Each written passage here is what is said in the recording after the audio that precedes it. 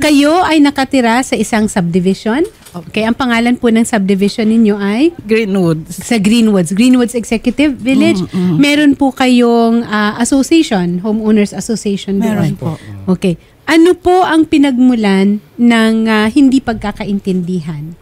Actually, ma'am, nagkaroon po kasi ng eleksyon noong December 3 para sa new sets of officers. New set of officers. December 3, nanalo po yung kalaban ng dating mga officers. Napagkasundoan po, dapat hanggang December 29, hanggang December 31, opo, yung incumbent dati. Yes, opo. and then magkakaroon ng transition period. Napag-usapan po nila yan. So, December 26, nagkaroon po sila ng agreement na magta-turnover. Okay. So, initially, nung time na yon, ang na-present po ay yung financial statement, yung inventory. Okay. Hindi po naibigay that time yung passbook. Meron po kaming 2 passbook sa Robinsons tsaka sa Kayo China po ba ay dating officer? Ako po ay staff. Ako po yung admin staff sa admin office. Kayo doon Opo. sa luma? Sa luma. Sa dati. Opo. Okay. So, kayo naman, Sir Elmer, ano po kayo? Bali po, ako po yung head maintenance doon. Head maintenance. So sa Makatuwid, kayo ay mga empleyado Yes, po. ng Homeowners Yes Association. po, ma'am. ng Area 4. Ng Area Area 4. Kayo ang naipit. Opo. Yes po. Okay. May video ng CCTV. CCTV. Okay. Itong ipapalkita natin na video, may hawak na shotgun. Sino itong may hawak na shotgun? Asawa po nung bagong Incoming officer po, yung chairman, si Augusto Bugurin po. Siya yung asawa. husband. Asawa. Yeah. Pero hindi siya yung nanalo. Hindi po. Hindi po. Okay, incoming sila. Opo, yung asawa niya po. Yung wife niya. Okay. Yes po. Bakit may hawak siyang shotgun? Saan siya pupunta? Ayun nga po ang pangyayari po niyan, na doon po, umaga-umaga dumating po yung si Mrs. Bugarin para po ibigay yung China Bank passbook. So dahil nung 28 po yan nangyari. 27 ang naibigay ko lang po yung Robinson passbook. Okay. Ikaw bilang admin assistant, na i-turn over mo na yung Robinson's passbook. Opo. So kinabukasan, kukunin nila yung China Bank yung passbook. China Bank naman na kasi passbook. ang pagkakaakala ko po kasi yung China Bank passbook ay doon sa treasurer kay Miss Cindy. Okay. So sabi ko, ma'am, balik po kayo bukas para po maibigay po namin sa inyo yung China Bank passbook. Ang sagot pa niya po sa akin, ay talagang babalik na ako dito every day kasi kailangan kong makita yung mga dapat palitan, yung mga dapat Tama naman, tama rin. Okay. So 28, dumating po siya. So sabi ko, ma'am, darating po si Miss Cindy ngayong umaga, siya po mismo magbibigay sa inyo ng passbook. And then sabi niya, ay bet, yung bodega gusto kong makita. Kasi ang sabi, may nawawala daw. Sabi ko, sige po ma'am, sabi ko gano'n. Then bigla pong tumawag si Elmer. At ang sabi niya, Ma'am Bet, on the way na po ako. Sabi niya, yung pong susi, dahil nanggaling po tayo sa holiday yung pong susi, itinurn over ko po kay Sir Lloyd, na kay Sir Lloyd po. Yung po yung dating chairman. Yung dating chairman. Yes. Okay. So, gaano katagal yung panunungkulan nitong old officers? 2 years. 2 years. Kayo, gaano katagal na kayong nagtatrabaho dyan? Ako po, 8 months pa lang. Kasi April po ako nag-start. April. But you are also a homeowner? Yes, in the area. Okay.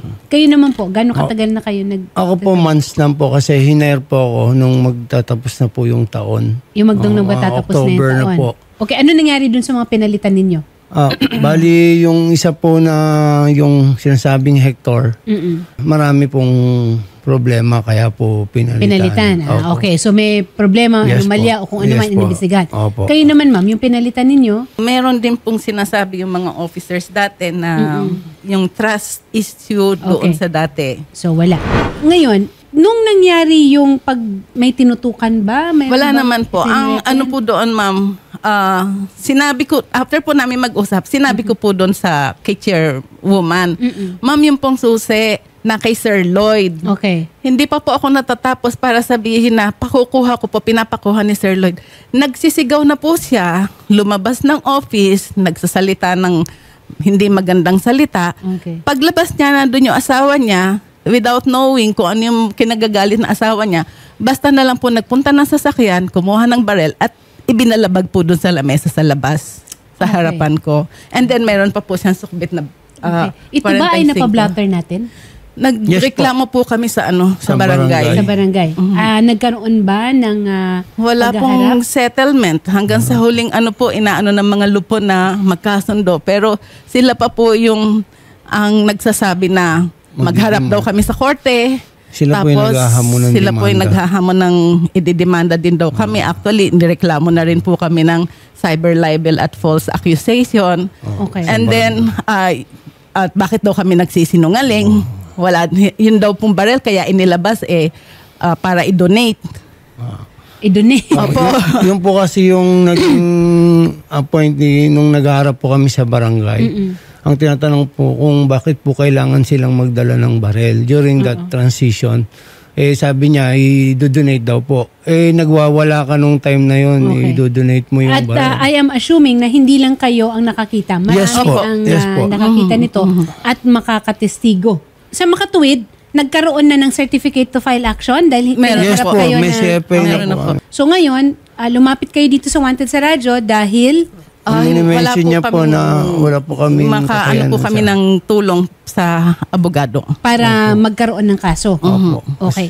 Pero dito rin po sa Wanted sa Radyo, gusto rin natin mabigyan ng pagkakataon ang lahat ng panig Yes para po. maipaliwanag kung ano't ano man ang kanila namang saloobin. Kaya sinusubukan natin na i-contact sana si Ma'am Teresita Bugarin at si Sir Augusto Bugarin. Sila na ngayon ang nakaupo. Meron na ring bagong admin assistant at saka na i-turn over na rin lahat po. ng mga Kayo ba Accountability. ay may pananagutan doon sa previous? Wala na, po. Opo. Wala naman. Actually, ma'am, 29 dapat last day ko. January 29. Yes Po, po. December December. 29. Okay. Kasi nga po, papalitan nga ako. Okay. So, dahil 28, nangyari po yung ganon, nagkaroon po ako ng phobia at trauma Okay. sa nangyari. O, sino ba naman ang hindi ninervyusin na makakita ng umaarte nga lang daw po ako. Si Chairman Conde, magandang hapon po.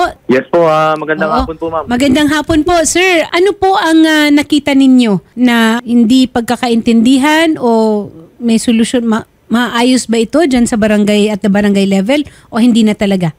Nabigyan na po sila, ma'am, ng CFA or Certificate to File Action dahil yung both parties ay hindi na po nagkasundo. Tapos po, yung respondent na asawa ng nanalong chairwoman ng Area 4 Oo. at yung chairwoman po ay nag-file ng counter charge po dun sa complainant, ma'am. Okay. Ano po yung counter charge nila?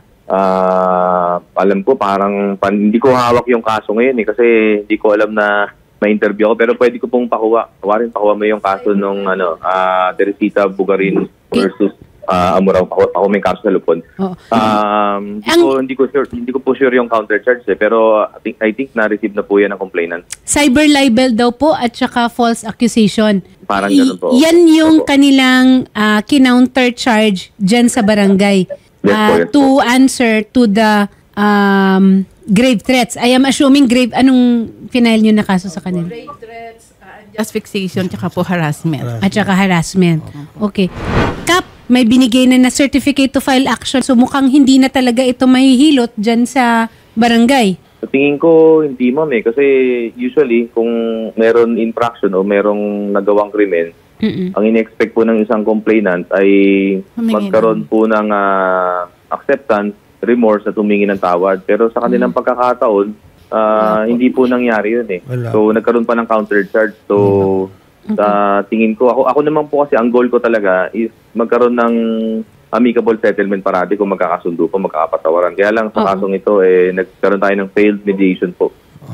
Oo, walang nangyari sa mediation kasi bilang ang makasidanan ng barangay Opo. nakatira tayo sa iisang subdivision, sana ay may maayos na pakikisalamuha. Ang ano pa nga po, sila po yung may ganang humingi ng CFA na sila naman yung narereklamo namin. Okay. Kaya po talagang hanggang sa huli, hinintay po namin na kahit konting pagbabalang po ng ayaw po. At sabi nila, we'll see you in court. We'll see you in court. Okay. Yun po ang kanilang mga Yung iba pang mga officers, nakakausap ba ninyo? wala naman po kaming nakakausap doon. Hindi na po. Ilan ba ang homeowners dito? Ilan ba? What are we talking about? Ilan ang Doon po sa area 4, we have 600 plus. 600. Less than 700. Okay. Overwhelming naman ang pagkapanalo nitong Kasi ilang percent lang po ang bumoto. Not all homeowners ng Area 4 ay bumoto Okay, po. mga ilan lang ang bumoto? So nasa 200 plus 200 something lang. Is this a valid election? Valid. Basta makakuha sila ng majority of the Yes po. votes cast. Yes po. Okay. Well, mahirap Mahirap. So siguro nga, ang mangyayari ay yung paghaharap na lang talaga ninyo sa husgado. At ang kinakailangan dito ay ang paghahanda ng inyong mga katibayan tungkol doon sa allegedly na nangyari para rin ma-counter kung ano man ang allegations nila. Yes, po. Although ang alam ko kung aabot ito sa korte, maaaring ang judge mismo magkakaroon muna ng tinatawag na pre-trial conference para subukan na ayusin o magkausap.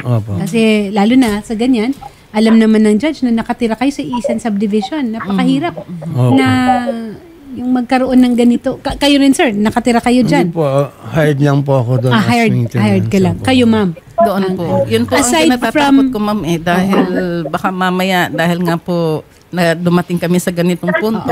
Mabalikan kayo. Natatakot po ako. Gaano katagal na kayo nakatira sa Greenwoods, ma'am? Since 1993. 1993. So, mga 31 years na. Kayo, sila po, gaano katagal na rin doon? Baka ganun din. Ganun din, pero galing po sila ng States. Okay. Siya yung sinasabi na retired nurse at saka officers po dun sa parang police. Retired Kaya US yun ang Marine. nagiging retired Baka US kaya Marine. masyadong Yes no? po. Sergeant Constancio Daga, magandang hapon po. Magandang hapon po, ma'am. Ano po may paglilingkod po namin? Oo, ito kasi nga sigalot o di pagkakaintindihan dyan sa Greenwoods Executive Village Homeowners Association.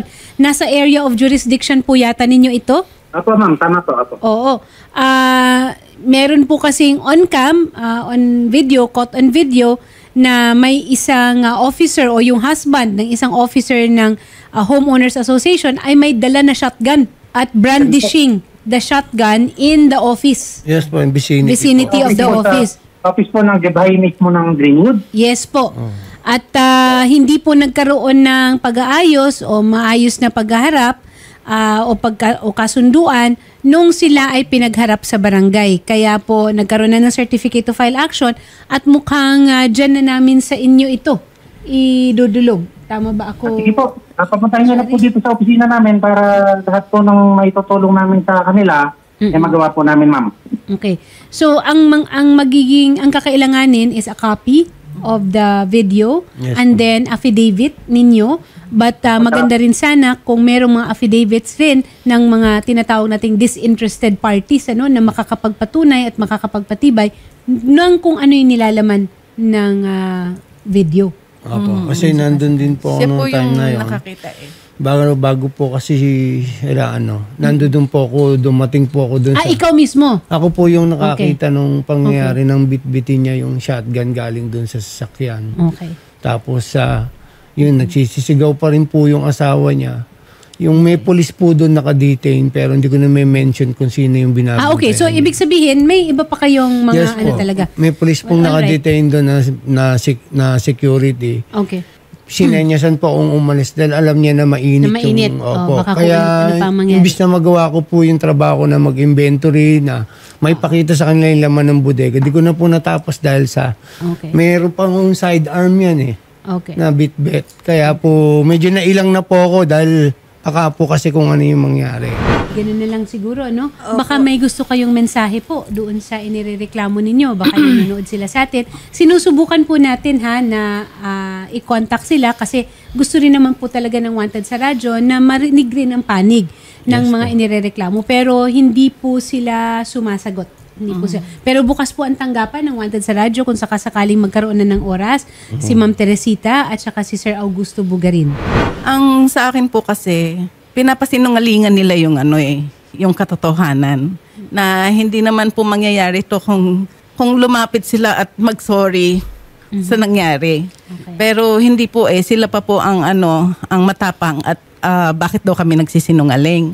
And then ang isa ko pong request, yung pong personal file ko na naiwan ko doon sa computer, pinapakuha ko po yun through a friend. Kasi hindi na nga po ako makapunta at nagkapobya po ako sa na magpunta doon. Ayoko na sila talagang. Basta't pag mapag-usapan po ito talagang ninenervous ako. Nakikita po namin. Actually yung doktor ko, pinapano ako sa psychiatrist pero hindi ko pa po nagagawa. Okay. Then, pinapakuha ko po yung file ko. Ayaw po nila ibigay. Okay. Personal file ko po yun. Gusto ko pong makuha. Okay. Mga pictures, mga ganyan. Hindi po. Email. Yung pong tawag to, hindi lang po pictures Basta lahat po ng personal file ko, noong pang nandoon ako sa GevHi office, lahat po nandoon. Gusto kong makuha. Yun po, sana ibigay siguro nila. By court order natin ito para mas malinaw. Opo. And also, attorney, maaari na rin po nating ipa-imbestigahan po yung shotgun doon sa video. Baka, if meron ba itong live. ba? Opo. Pati po yung barrel dito sa... Yes po. Ipapa-check po natin yan, madam. Sa tulong naman po nila Staff Sergeant Daga. Na ready naman pong umasi sa atin. And yung safety po ninyo, i-coordinate na rin po natin kila Chairman, gayon din po sa PNP. Opo. Okay. Malayo po ba? Medyo malayo po ba ang bahay po nila sa inyo or magkalapit? Malayo po. Malaki sa naman kanila malayo, pero sa akin medyo Kasi, malapit kasi ma'am, pag within the village. lumalakad po yan, may mga kasamang, may mga radyo, may mga, parang may mga bodyguard siya. Lagi. Bakit daw po, sir? Hindi ko alam, pero pag pumupunta po yan doon, may mga kasama parati ang backup ng mga Kaya hindi ko alam kung ano po yung pwede niyang kakayanan na gawin para sa amin. So ang inaano lang po namin is payapa po kami tinanggap doon. At handa naman kayo na mag-ayos sana. Yes po. Hindi po kami lumalaban sa kanila. Ang gusto lang po namin, hiningin sana sa kanila na humingi lang ng kaunting pasensya kasi misunderstanding lang lahat ng to. Hindi po kami kasama sa away nila sa internet. Staff lang kayo. Staff lang kayo. Naintindihan ko. Hindi naman kayo yung kalaban sa tumakbo Tsaka wala naman kayong pinanigan. Kasi ang point, baka nga sila pa binuto. ang pinaka-point po namin dito kasi, bakit po kailangan yung magdala ng barel? Wala naman kami ditong responsibilidad, wala naman kaming accountability dito doon sa mga gamit. Kayo ba ay sumusweldo sa trabaho? Yes po, yes po. Dati. Pero ngayon po siyempre wala na kami trabaho. But you were really employed by Yes the po, association. yes po. Tutulungan po kayo ng Wanted sa radyo para Salamat po, ma'am. magbigyan linaw Opo. itong mga nangyaring ito. Yes po, ma'am. Okay. Opo, ma'am. Sige. Maraming salamat po. Maraming salamat po. Maraming salamat din Tsaka po. relax lang kayo, ma'am. Ano ng tawag dito? malalim. Kailangan ko Tsaka- talagang makipagkita sa psychiatrist. Sige po, ma'am. Kausapin po namin kayo sa kabilang studio po. Thank Sige you po. Salamat po. Salamat po, Magandang ma'am. hapon. Maraming Magandang salamat hapon. po. Opo. Maayos rin ito.